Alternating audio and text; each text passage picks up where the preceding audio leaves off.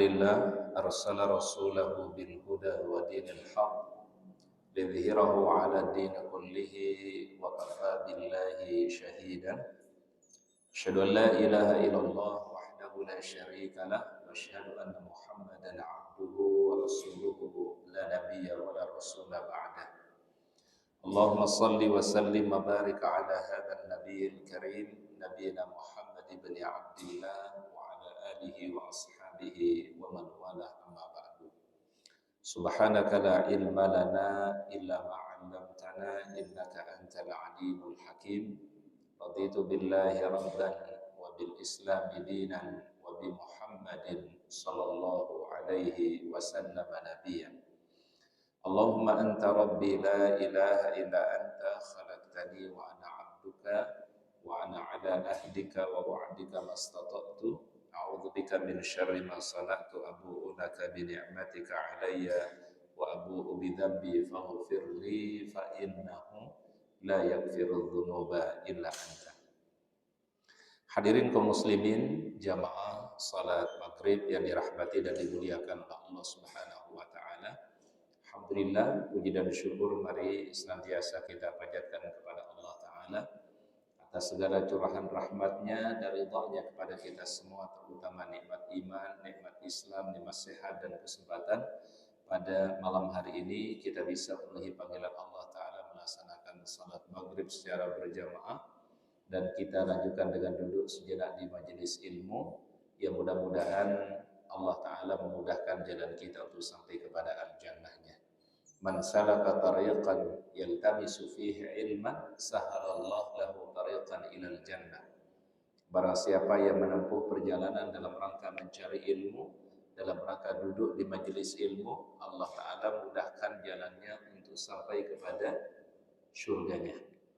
Salawat dan salam mari kita sampaikan kepada uswah hasanah kita, teladan kita yang mulia, Nabi Muhammad sallallahu alaihi wasallam. Mudah-mudahan salawat dan salam kita untuk beliau kelak pada yaumul akhir kita mendapatkan syafaatul uzma. Allahumma salli wa sallim ala nabiyyina Muhammad. Hadirin yang dirahmati dan dimuliakan oleh Allah taala, pada malam hari ini melanjutkan kajian kita dari bahasan fikih. Kita akan melanjutkan bahasan mengenai nawaqidul wudu, hal-hal yang membatalkan wudu. Jadi apa saja yang disebut oleh para ulama sebagai pembatal wudu kita, artinya hal-hal yang bisa menjadikan wudu menjadi batal. Tentu kalau wudu batal, mesti kita akan mengulangi taharah atau bersuci tersebut. Riwayat yang pertama adalah an Anas bin Malik radhiyallahu anhu qala. Dari sahabat yang mulia Anas bin Malik radhiyallahu anhu, ia berkata, kana ashabu Rasulillah sallallahu alaihi wasallam ala ahdihi yantadhiruna al-isya'a hatta takhfiqa ru'usuhum thumma yusalluna wa la yatawadda'un. Akhrajahu Abu Dawud. Jadi Anas bin Malik radhiyallahu anhu menceritakan para sahabat Rasulullah sallallahu alaihi wasallam pada zaman beliau masih hidup. Jadi pada saat baginda Rasulullah sallallahu alaihi wasallam masih hidup, mereka menunggu waktu Isya. Jadi dari waktu salat maghrib mereka menunggu sampai waktu apa? Waktu Isya. Kemudian sampai kepala mereka terangguk-angguk karena ngantuk. Kemudian mereka salat dan tidak berwudu lagi. Hadis ini dikeluarkan oleh Abu Dawud dan Imam Ad-Darqutni mensahihkan hadis ini dan berasal dari riwayat Imam Muslim. Kalau kita coba memahami hadis yang mulia ini para jamaah, ada kebiasaan para sahabat Nabi sallallahu alaihi wasallam di masa itu, yaitu menunggu satu salat fardu sampai salat fardu berikutnya. Ya, tentu ini yang paling memungkinkan waktunya kapan? Antara waktu maghrib sampai waktu Isya, karena waktunya kan nggak panjang Pak, paling mungkin sekitar 45 menit, 50 menit antara maghrib sampai waktu Isya. Kalau menunggu dari subuh sampai zuhur kayaknya berat, betul ya Pak ya? Atau nunggu dari zuhur sampai asar kayaknya berat. menunggu asar sampai maghrib berat. Yang paling memungkinkan itu adalah antara waktu maghrib sampai waktu isya. Dan memang ada keistimewaannya sebenarnya. Ada apa keistimewaan antara maghrib dan waktu isya? Keistimewaan yang pertama para jamaah, di antara waktu di mana dibukanya pintu-pintu langit oleh Allah Ta'ala, yaitu di antara waktu maghrib sampai waktu isya. Jadi dulu para sahabat, ya, setelah mereka sholat maghrib, itu sebagian mereka ada yang pulang ke rumah, ada sebagian mereka yang tinggal di Masjid Nabawi. Lalu kemudian Rasulullah SAW pernah bergegas menghampiri para sahabat. Apa kata beliau? Kabar gembira untuk kalian semua. Sesungguhnya Allah Ta'ala membuka pintu langitnya di waktu tersebut, yaitu di antara waktu maghrib sampai waktu isya.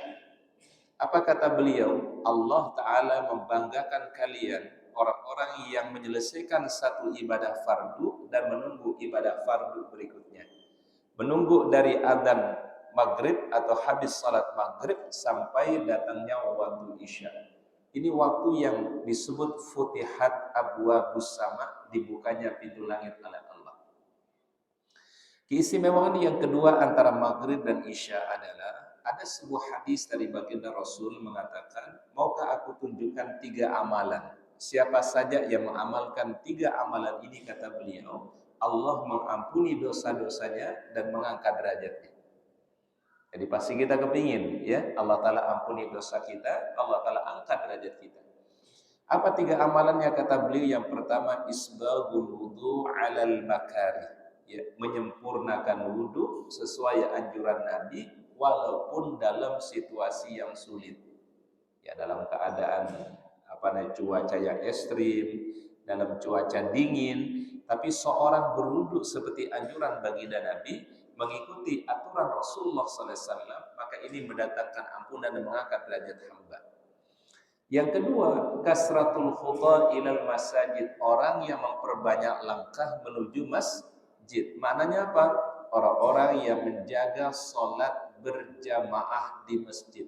Jadi kita yang menjaga sholat berjamaah di masjid, insya Allah ini menyebabkan ampunan Allah dan diangkat derajat kita. Lalu yang ketiga, kata beliau, amalannya adalah menunggu satu salat fardu sampai salat fardu berikutnya. Fazalikumur ribat, dan itu yang terhitung sebagai ar-ribat fi sabilillah, menunggu satu salat fardu sampai salat fardu berikutnya. Kalau kita pahami dari hadis ini, ada beberapa pembelajaran faedah yang kita bisa ambil. Pertama, kata para ulama, tidur yang ringan tidak membatalkan wudhu. Jadi kalau tidurnya ringan, dia masih mendengarkan suara yang ada di luarnya, ya, maka itu tidak membatalkan wudhunya. Seperti yang dilakukan oleh para sahabat tadi, mereka mengalami ngantuk, ya, tapi kemudian mereka bangun, ya, dan mereka tidak berwudhu. Mereka tidak berwudhu itu menandakan bahwasannya taharah mereka, wudhu mereka tidak batal karena ngantuk atau tidur yang ringan. Tetapi apabila seorang sudah tidur dalam kondisi pulas, ya, apalagi posisinya mohon maaf dia berbaring, maka menurut mayoritas para ulama itu sudah membatalkan wudhunya. Apalagi mohon maaf sudah nggak lagi ingat yang lain, ya udah pules tidurnya, maka itu kata para ulama lebih berhati-hati, itu maka terhitung wudhunya batal dan ia harus mengulangi wudhunya. Karena kan kita tidak ingin sholat sedangkan wudhu kita batal, ya. Karena kalau sholatnya ini mau diterima, maka mesti berwudhunya itu juga adalah diterima. Kalau wudhunya tidak sesuai, kalau wudhunya tidak diterima, maka imbasnya nanti sholat juga tidak diterima. Karena Rasulullah SAW mengatakan tidak diterima satu sholat illa bitahurin, kecuali dengan bersuci. Ya, kalau orang dalam keadaannya batal, dalam keadaan dia sudah hadas, maka tentu kalau dia tidak diterima bersucinya, imbasnya adalah tidak diterima apa? Ibadah sholatnya. Maka ini kata para ulama adalah bila kondisi tidurnya sudah sangat pulas, ya, maka telah membatalkan wudhunya, dia ulangi kembali supaya menjadikan ibadahnya lebih sempurna. Faedah yang ketiga yang kita bisa ambil dari hadis ini adalah ada kebiasaan para sahabat di masa Rasulullah SAW disebut dengan habit. Ya. Kalau habit itu apa Pak? Sesuatu yang biasa dilakukan, sudah menjadi satu kebiasaan. Apa kebiasaan para sahabat di zaman Nabi? Kalau mereka habis sholat maghrib, mereka nggak pulang. Apalagi di zaman Nabi, mohon maaf, rumahnya jauh-jauh Pak. Dulu di zaman Nabi itu ada sahabat namanya Jabir, rumahnya kurang lebih 3 kilo sampai 4 kilo dari Masjid Nabawi. Tapi setiap waktu sholat berjamaah di masjid. Kita alhamdulillah zaman sekarang ini Pak, terkadang ya Pak ya, mohon maaf, kita keluar pintu rumah, udah langsung apa Pak? Masjid. Ada nggak Pak? Ada. Ya. Jadi begitu kita buka pintu depan rumah, langsung ada mushola, langsung ada masjid. Dan ini sebenarnya peluang ini kita jadikan kesempatan untuk kita bisa memakmurkan masjid-masjid kita dengan sholat berjamaah. Bayangkan dulu para sahabat itu 3 kilo Pak. 4 kilo mereka dari rumah mereka hanya untuk bisa sholat berjamaah bersama Rasul di Masjid Nabawi. Bahkan yang menarik adalah ada sahabat namanya Jabir bin Abdullah radhiyallahu anhu. Jabir ini Pak rumahnya jauh. 3 kilo, 4 kilo dari Masjid Nabawi. Satu ketika ngadu kepada baginda Rasul. Kalau bahasa kita ini sekarang curhat kepada Nabi. Ya Rasul, rumah saya ini jauh dari masjid. Saya ingin mencari rumah kalau bisa dekat masjid. Supaya kenapa? Supaya lebih memudahkan untuk bisa sholat berjamaah. Kata Rasulullah. Apalah Pak? Lah, jangan. Jadi Rasul melarang ini sahabat, gak usah jual rumahmu, biar kamu tinggal di kampung itu, di desa itu, kata Nabi. Karena kenapa?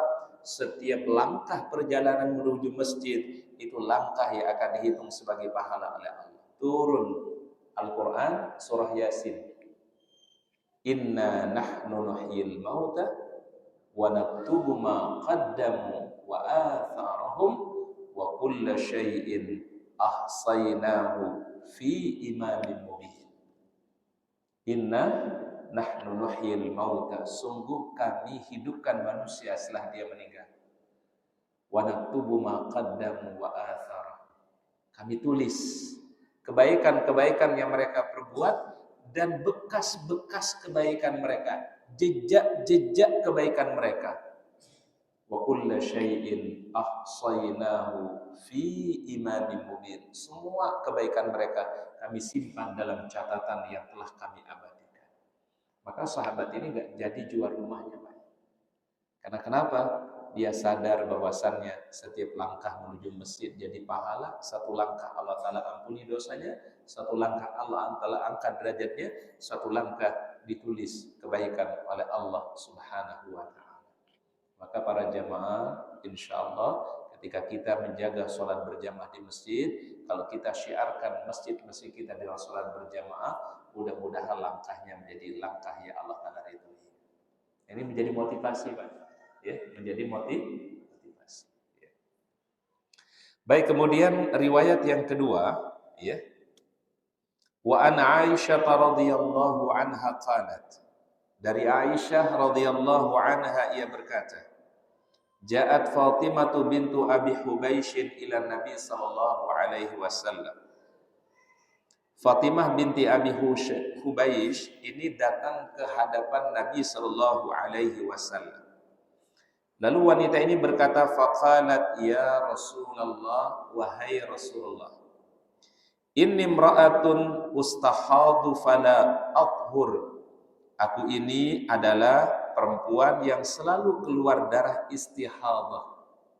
Istihadah itu adalah darah penyakit yang keluar dari perempuan atau dari wanita. Dan aku tidak suci wahai Rasulullah, tidak pernah suci wahai Rasulullah. Kemudian dia bertanya, ada'u salata, apakah aku akan meninggalkan salat itu wahai Rasul? Setiap kali keluar darah istihadah itu, apakah saya tinggalkan salat wahai baginda Rasul? Qala la. Apalah? Tidak, ya. Innama dzalika irqun, itu sesungguhnya hanya darah penyakit. Jadi bukan darah normal, tapi itu adalah darah apa kata Rasul? Darah penyakit.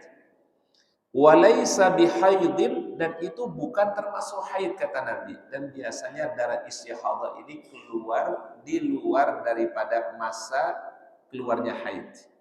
Ya, sifatnya berbeda dengan haid ya, dan masa keluarnya pun juga di luar daripada hari kebiasaan haidnya. Ini disebut dengan darah apa?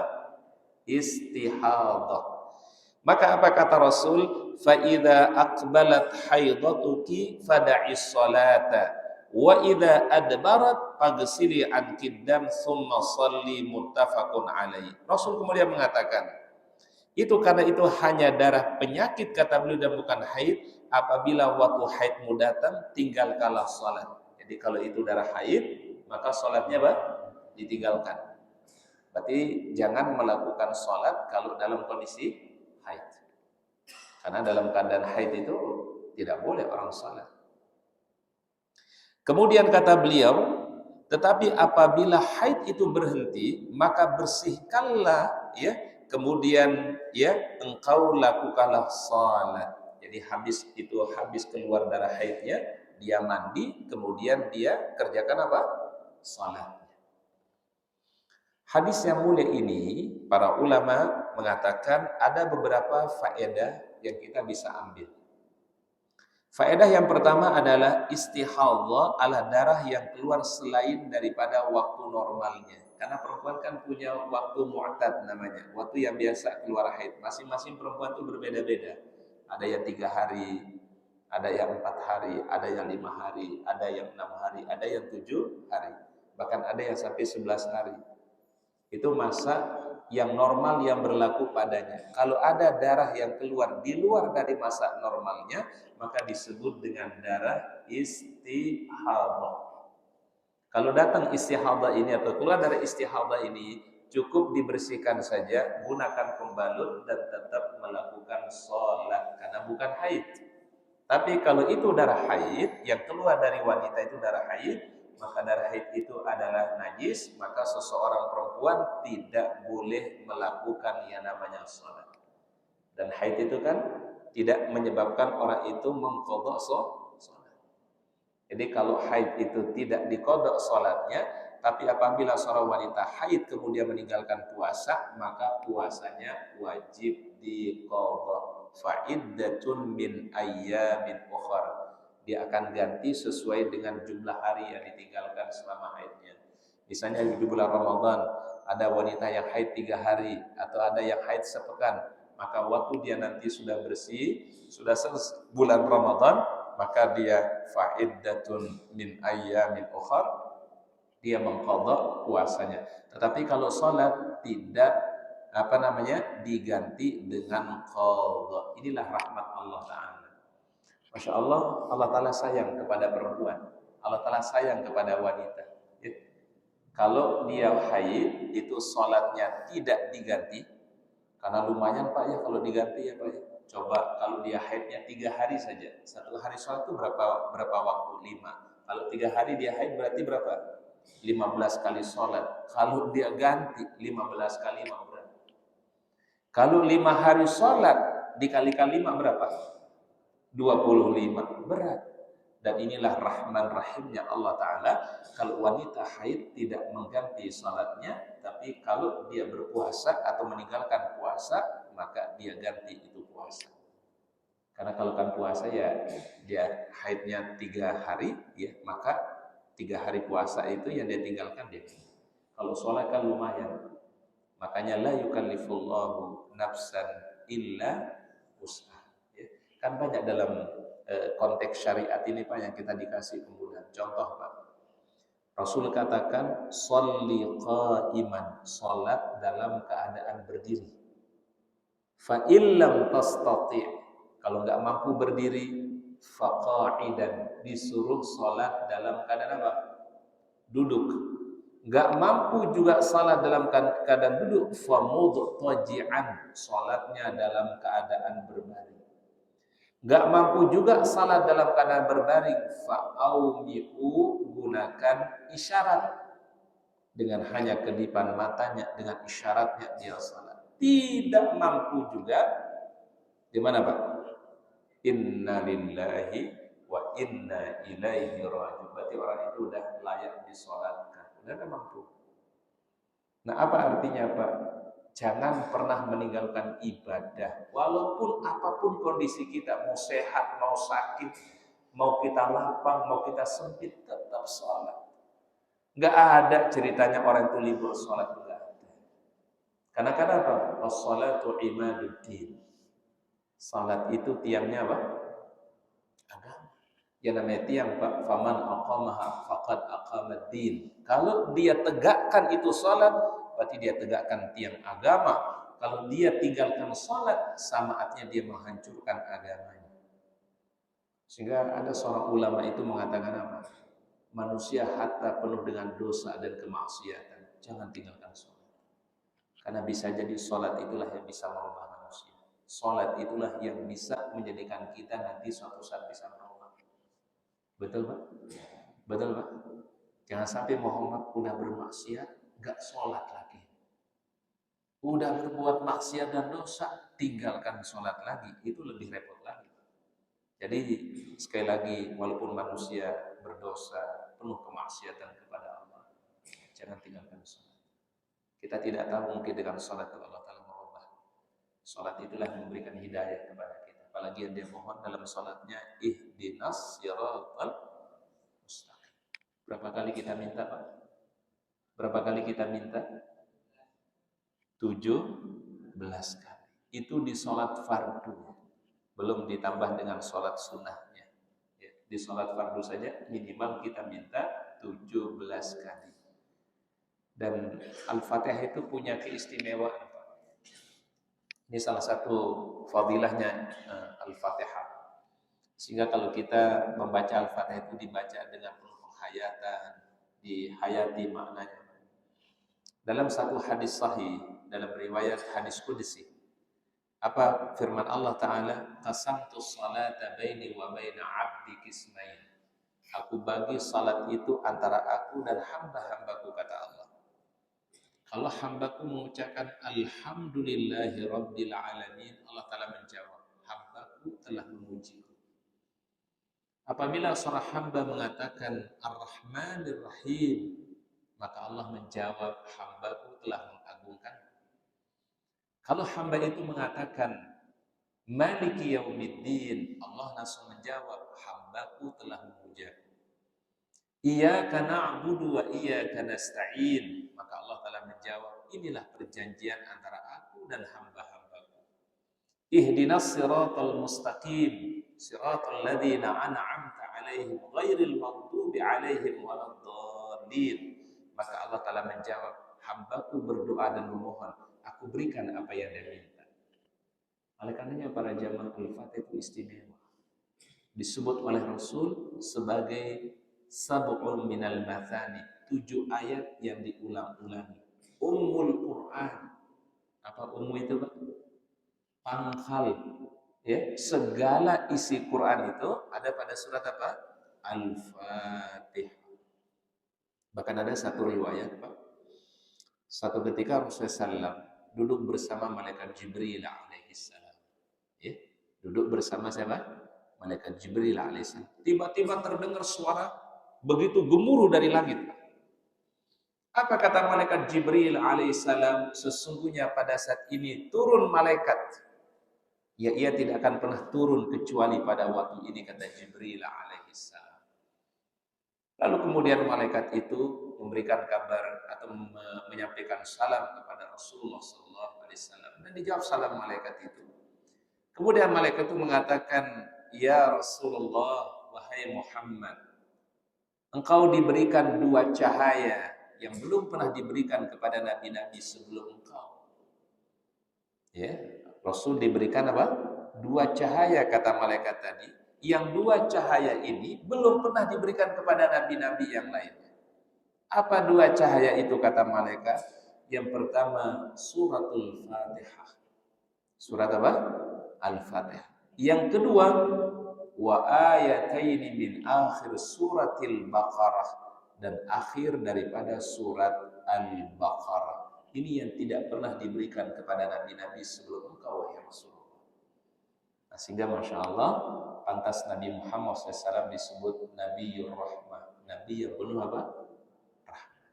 Oleh karenanya, Islam ini banyak memberikan kita kemudahan. Jangan kita mempersulit diri, jangan kita mencari yang sulit.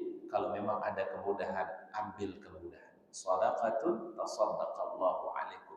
Itulah cara Allah bersedekah kepada hamba-hamba. Kadang dikasih kemudahan, malah pilihnya yang sulit. Ya. Jadi kalau dikasih kemudahan, kita ambil itu kemudahan, rukhsah namanya. Ya. Baik, kemudian riwayat yang berikutnya dari Rasulullah Sallallahu Alaihi Wasallam dari sahabat yang mulia, yaitu adalah Abu Hurairah radhiyallahu anhu qala Rasulullah Sallallahu Alaihi Wasallam, Rasulullah SAW bersabda, "Idza wajada ahadukum fi batnihi syai'an fa ashkala alaihi akhraja minhu syai'un am la fala yakhrujanna minal masjidi hatta yasma'a sautan aw yajida rihan." Akhrajahu Muslim. Rasulullah SAW bersabda, jika ada salah seorang di antara kalian merasa mendapati sesuatu di perutnya, ada sesuatu yang terasa mengganjal di perutnya, kata Rasulullah SAW, lantas menjadikan dia ragu-ragu, fa'ashkala alaihi. Bisa terjadi, Pak? Ada di perut kita terasa sesuatu, kemudian muncul asyak, keraguan. Keraguan itu munculnya dari mana, Pak? Dari mana? Minas syaitan. Yang terkadang membisikkan manusia, oh Anda ini udah batal, oh ini wudhu Anda batal. Ya. Apa kata Rasulullah SAW? Ya, apa kata beliau? Fala yakhrujanna minal masjid. Jangan buru-buru keluar dari masjid. Jangan buru-buru membatalkan salatnya, kata beliau. Ya, untuk mengulangi wudhu jangan, kata Nabi, hatta sampai yasma'a sautan, ia mendengar suara yang jelas. Suara apa kira-kira maknanya? Yaitu kentut. Kalau terdengar jelas suaranya, baru keluar. Tapi kalau tidak ada suara, jangan buru-buru keluar, kata Nabi. Karena kenapa? Itu adalah bentuk waswasus syayatin. Ya. Was-was yang sering muncul pada hati manusia. Kalau dia tidak mendapatkan suara, kata Nabi SAW, atau dia jidarihan, apakah dia mencium aroma yang tidak sedap? Jadi cuma dua saja kategorinya, Pak. Apakah dia mendengar suara yang jelas? Atau kata Nabi, ia mungkin mencium aroma yang kurang sedap. Kalau dua-duanya tidak ada, Pak, jangan diikutin keraguan. Makanya ada hadis dari baginda Nabi, da' ma yaribuka ila ma la yaribuka. Tinggalkan yang meragukan kepada sesuatu yang tidak. Kenapa para jamaah ini kita harus perhatikan?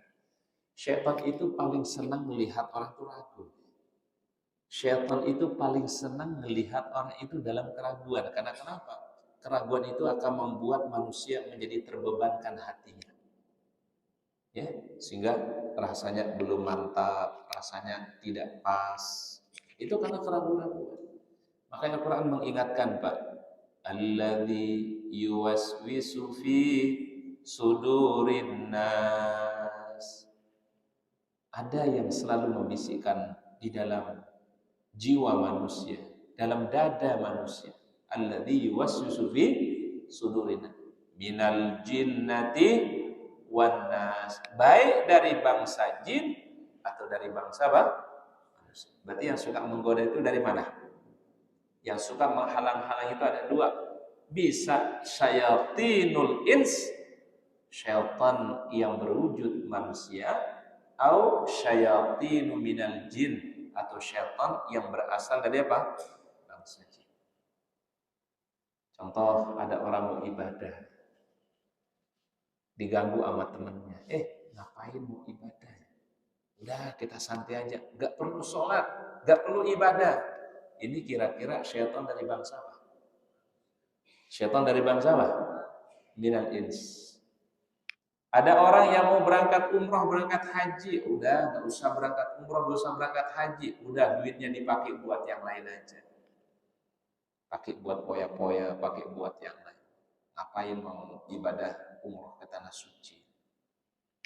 Apalagi di sana dibilang yang datang ke tanah suci menyembah batu, na'udzubillah. Itu syayatin apa namanya? Syayatin minal ins. Tapi ada syayatin minal jin. Ini nggak kelihatan kalau ini, Pak.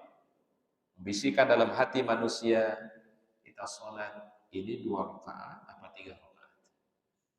Itu syayatin apa namanya, Pak? Syayatin minal jin. Kalau terjadi ragu, kata Nabi, 2 atau 3, ambil bilangan yang kecil. Maka kita baru dapat 2 rakaat. Maka kekurangannya kita sempurnakan, nanti disempurnakan, dilengkapi dengan sujud sahwi 2 kali. Misalnya ragu antara 2 dan 3, maka yang kita anggap itu adalah baru dapat 2, berarti kalau sholatnya jumlahnya 4, berarti kurangnya berapa? Tinggal 2, tambah 2, kemudian sebelum kita salam, lakukan sujud, namanya sujud sahwi. Para ulama berbeda pendapat apa bacaan dalam sujud sahwi ini.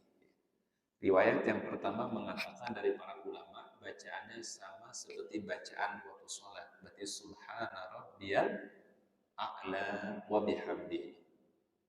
Sebagian pendapat dari para ulama, ada riwayat yang mengatakan bacaannya subhanalladzi la yanam wa la yasum. Pendapat yang ketiga mengatakan boleh tidak membaca doa apapun, yang penting sujud. Sujudnya dalam rangka menyempurnakan kekurangan yang ada, menyempurnakan keraguan yang muncul tadi. Nama sujudnya sujudus sahwi. Ya. Maka nanti dari sini Bapak Ibu turun satu kaidah fikih. Ada turunannya dari hadis ini, ada kaidah fikih berbunyi al-yaqinu la yuzalu bisyak. Yakin itu tidak bisa dihilangkan dengan datangnya keraguan. Berarti kalau kita yakin, datang keraguan, keraguan itu kita hindarkan. Keraguan itu kita hilangkan. Yang lebih diutamakan yakinnya. Al-yaqinu la yuzalu bisyak. Yakin tidak bisa dihilangkan dengan apa? Datangnya keraguan. Bisa terjadi, Pak? Bisa terjadi, Pak, lagi sholat datang keraguan? Bisa.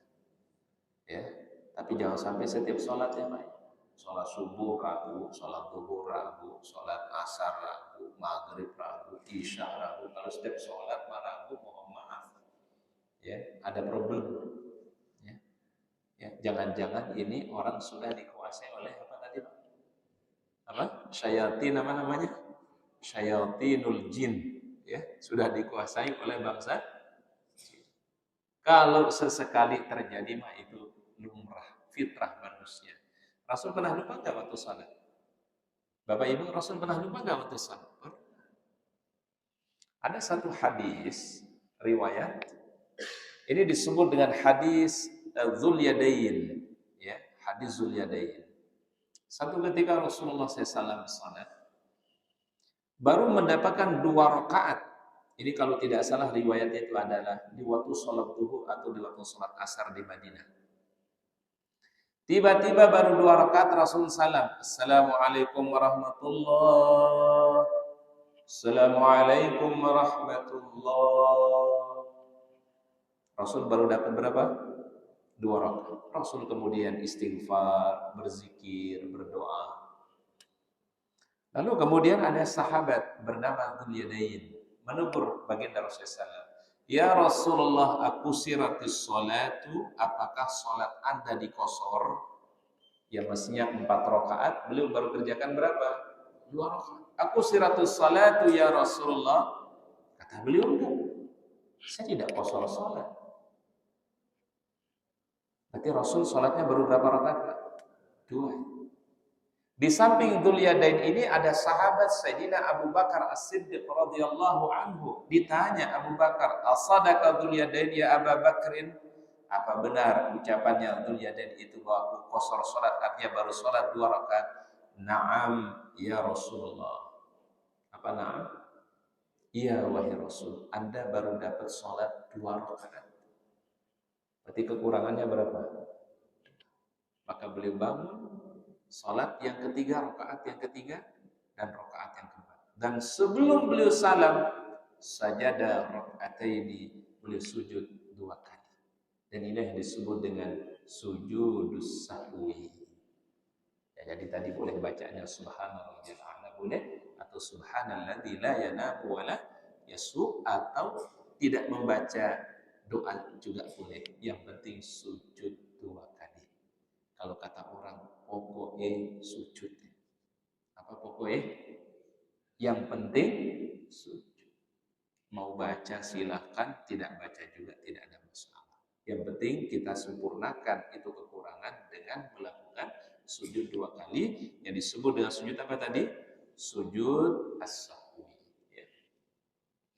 Baik, kemudian riwayat berikutnya atau hadis berikutnya adalah hadis yang bersumber dari sahabat yang mulia, yaitu adalah Busrah binti Safwan radhiyallahu anhu. Anna Rasulullah sallallahu alaihi wasallam qala. Rasulullah sallallahu alaihi wasallam bersabda, "Man massa dzakarahu falyatawadda." Barang siapa yang menyentuh kemaluannya, maka hendaklah ia berwudu. Jadi barang siapa yang menyentuh alat kemaluannya, maka hendaklah ia berwudu. Hadis ini diriwayatkan oleh yang 5 dan disahihkan oleh At-Tirmidzi dan Ibnu Hibban, dan Al-Bukhari mengatakan hadis ini adalah hadis yang sahih dari Rasulullah sallallahu alaihi wasallam. Ada beberapa faedah hadis yang mulia ini. Ulama mazhab Syafi'iyah menyatakan bahwa menyentuh kemaluan termasuk juga mohon maaf dubur. Dubur itu mana dubur? Dubur mana? Bagian belakang. Jadi apabila orang menyentuh bagian kemaluannya, dan tentu di sini menyentuhnya yang tanpa pembatas menyentuh langsung. Siapa saja yang menyentuh kemaluannya atau menyentuh duburnya setelah dia berwudu, maka menurut mazhab Syafi'iyah itu adalah membatalkan wudu. Karena mohon maaf, karena ini adalah salah satu tauqifiyah dalam Islam, maka itu membatalkan, kata para ulama. Namun kompromi yang paling bagus adalah ada 2 pendapat para ulama. Nah, ini ada al-jam'u, mengumpulkan dari beberapa pendapat para ulama. Menyentuh kemaluan hanya disunahkan untuk berwudu, bukan hukumnya wajib. Jadi sebagian ulama mengatakan kalau orang menyentuh kemaluannya itu tidak membatalkan, cuma disunahkan untuk wudu kembali. Nah, ini ada pandangan yang lain karena mohon maaf, kemaluan itu bagian dari apa, Pak? Bagian dari apa? Tubuh kita. Jadi kalau orang menyentuhnya tidak ada masalah. Menyentuh kemaluan dengan syahwat barulah membatalkan wudu. Jadi yang menyentuh dengan sentuhan syahwat, ada dorongan syahwatnya, ini yang menyebabkan membatalkan wudu. Ini untuk menggabungkan beberapa pendapat para ulama. Jadi yang membatalkan itu sebenarnya apabila disertai dengan apa, Pak? Syahwat. Tapi kalau tidak ada unsur syahwatnya, sekedar menyentuh kemaluan saja, maka ini menurut para ulama tidak sampai membatalkan wudu, tetapi disunnahkan mengulangi wudunya. Nah, ini mungkin pendapat yang lebih bijak, pendapat yang lebih pertengahan, karena memang ada 2 versi di dalam hal itu, ada yang mengatakan batal, ada yang mengatakan tidak batal. Tapi kita kumpulkan tadi, kita simpulkan bahwasannya kalau disentuh dengan syahwat itu membatalkan, tapi kalau cuma kesentuh saja atau menyentuh saja tanpa ada dorongan syahwat, maka itu tidak membatalkan wudu. Ini kalau dalam ilmu fikih namanya al-jam'u bainal aqwal. Cara menggabungkan di antara beberapa pendapat para ulama mazhab. Sama hal ini begini, Pak. Dalam masalah membasuh, mengusap kepala, Pak. Mengusap kepala itu ada 3 mazhab para ulama, Pak. Mazhab yang pertama, Imam Hambali mengatakan mengusap kepala itu seluruh bagiannya, Pak, dari depan sampai belakang. Jadi dari depan rambut bagian depan sampai bagian belakang. Dan dari belakang kemudian diletakkan kembali ke depan. Dan ini berlaku baik bagi laki-laki ataupun bagi perempuan. Nah, ini pendapat yang pertama. Tapi ada madhab yang lain, madhab Imam Asy-Syafi'iyah wal Hanafiyah. Imam Syafi'i dan Hanafi mengatakan bagi laki dan perempuan cukup membasuh sebagiannya saja. Karena famsahu biruusikum itu artinya usaplah sebagian daripada rambutmu atau kepalamu, bukan keseluruhannya. Karena Rasul pernah mengusap ketika beliau berwudu, hanya mengusap sebagian daripada rambut beliau atau kepala beliau. Ini yang dijadikan pegangan oleh Imam siapa? Imam Syafi'i dan Imam Abu Hanifah. Imam Malik itu Pak kumpulkan dua pendapat. Gimana caranya kalau Imam Syafi'i, Imam Malik? Imam Malik itu panjang, Pak. Paling mungkin sekitar 45 menit, 50 menit antara maghrib sampai waktu isya. Kalau menunggu dari subuh sampai zuhur kayaknya berat. Cukup dibasuh sebagiannya saja. Masya Allah, inilah Masya Allah kita diberikan kelapangan, keleluasan untuk memilih pandangan-pandangan para ulama tadi, dan semua adalah berdasarkan ijtihad yang dipahami dari Al-Quran, ijtihad yang dipahami dari hadis-hadis Rasulullah Sallallahu Alaihi Wasallam. Mungkin di antara saudara kita ada yang mengamalkannya begini, ada mungkin mengamalkannya begini, ada yang mengamalkan dengan cara begini. Maka selama ada pandangan dari para ulama bersumber dari ijtihad Al-Quran dan ijtihad hadis Nabi, silahkan kita boleh mengamalkan. Ustadz, saya ingin mengamalkan yang dari depan sampai belakang, ya kemudian belakang ke depan, silahkan. Itu ada pandangannya para ulama. Hadisnya sama atau dalilnya sama, cuma cara menafsirkan, memahami ayat itu ada yang terjadi perbedaan tafsiran di antara para ulama. Tapi ada juga yang mungkin mengusap cuma sebagiannya saja, ya. Itu pun juga ada ijtihadnya para ulama, apalagi yang berijtihad itu seperti Imam Syafi'i, seperti Imam Abu Hanifah, ya. Tapi ada juga yang membedakan. Jadi kalau laki-laki disunahkan semuanya. Yang dua cahaya ini belum memberikan kepada nabi-nabi yang lain. Siapa tadi? Apa dua cahaya itu kata mereka? Yang pertama suratul Fatihah. Surat apa? Kenapa? Tidak mungkin ada perbedaan itu kecuali ada kebaikannya untuk kita semua. Ya dalam masalah apa misalnya Pak? Dalam masalah orang yang ketika sujud, apakah mendahulukan tangan dulu atau lutut dulu? Kan itu ada dua hadis yang dari Rasulullah SAW. Satu riwayat hadis mengatakan Rasul kalau sholat tangannya dulu, kemudian apa? Lutut beliau. Itu yang diambil oleh Imam Hambali, mazhab Al-Hambali. Tapi Imam Syafi'i mengatakan apa? Riwayat hadis Nabi SAW ketika beliau sholat lutut dulu, kemudian tangan beliau. Berarti ada perbedaan pandangan para ulama. Di sini punya hadis, punya dalil, di sini juga punya dalil, dan mereka saling menghormati ketika ada perbedaan pandangan di dalam memahami riwayat yang bersumber dari Rasulullah Sallallahu Alaihi Wasallam. Yang paling terpenting itu adalah al-ukhuwah al-islamiyah. Kita kedepankan ukhuwah Islamiyah. Kalau perbedaannya Pak nggak akan pernah sama, ya yang namanya perbedaan pasti ada perbedaan, betul ya Pak ya? Kita warna rambut kita aja ada berbeda, betul. Ustadz rambutnya warnanya hitam, tapi ada bapak-bapak ya warna rambutnya udah apa? Udah putih. Rambut kita aja berbeda. Kulit juga berbeda. Ada warna kulit yang putih, ada yang hitam ya Pak ya, ada yang sawo matang ya. Itu semua dijadikan perbedaan. Tetapi mudah-mudahan perbedaan itu tidak kita terputus ukhuwah kita, tidak terputus ukhuwah imaniyah kita insyaallah. Ya. Baik, wallahu a'lam bishawab. Mungkin itu yang bisa kami sampaikan pada kesempatan malam hari ini.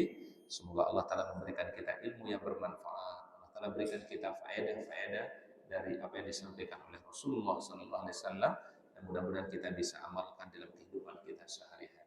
Mari kita akhiri doa kafaratul majlis. Subhanakallahumma wa bihamdika asyhadu an la ilaha illa anta astaghfiruka wa atubu ilaik. Mohon maaf atas segala kekurangan. Assalamualaikum warahmatullahi wabarakatuh.